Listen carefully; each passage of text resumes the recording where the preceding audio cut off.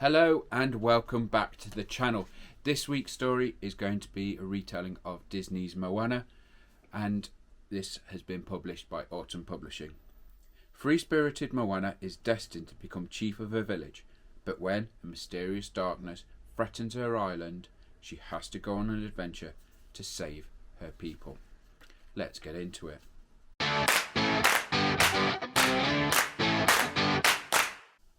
Moana was a little girl who lived with her family on the island of Motunui. Her home was a beautiful place surrounded by a coral reef and shimmering seas. Moana's father, Tui, was the chief of the island. Little Moana loved listening to Grandma Tala's stories, especially the one about the heart of the mother island, Te Fiti, which was stolen by a demigod called Maui. As he tried to escape, a demon called Takar attacked him and the heart was lost in the ocean. But one day, added Grandma Tala, the heart will be found by someone who will find Maui, deliver him across the ocean to restore Te Fiti's heart and save us all. Later that day, Moana followed a trail of shells along the shore. Suddenly, the ocean magically parted and she saw a small stone with a spiral on it. Moana grasped it. Just then, Chief Tui arrived. The ocean quickly whisked Moana back to shore, and she dropped the stone as Tui took her back to the village. The years passed, and when Moana was 16 years old, her father took her to the island's highest mountain. One day, said Tui, you'll be the next chief of Motuani. Moana wanted to make her father proud, but she couldn't help wondering what might be there beyond the reef. Later, Moana saw Grandma Tala, who took her to a secret cave.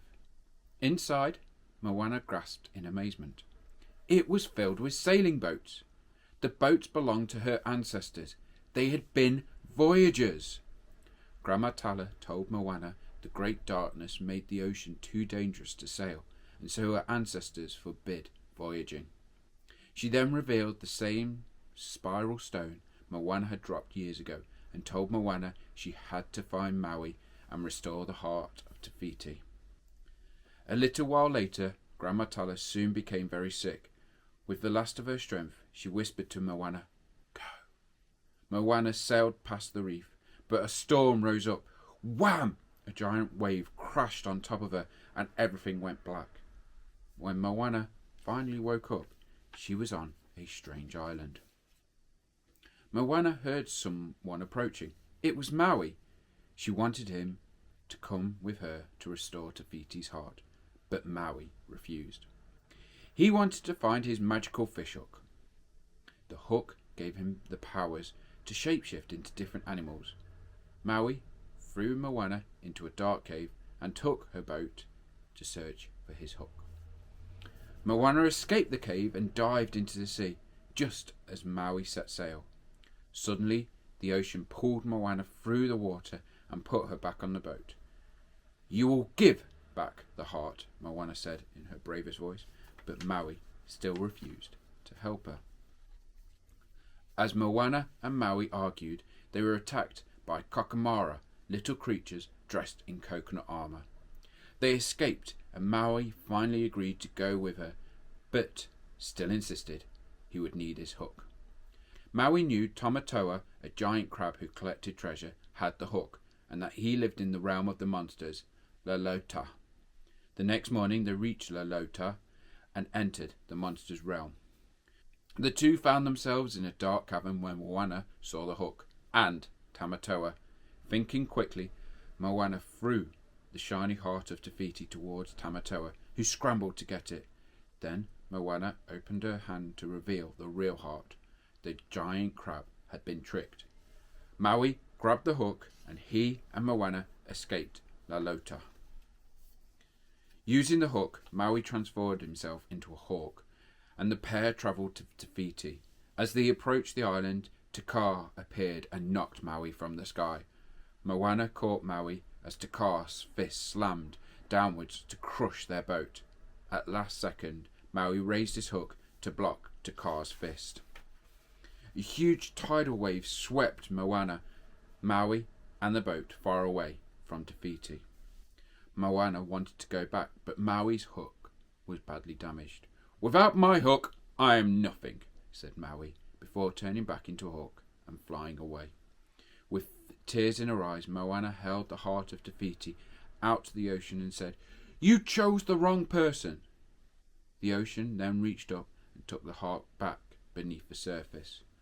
Soon after, the spirit of Grandma Tala appeared, along with hundreds of ghostly canoes filled with Moana's ancestors. Grandma Tala asked, "Do you know who you are?" Moana realised returning the heart had always been her destiny. She dived into the ocean and retrieved the glowing spiral stone from the seabed.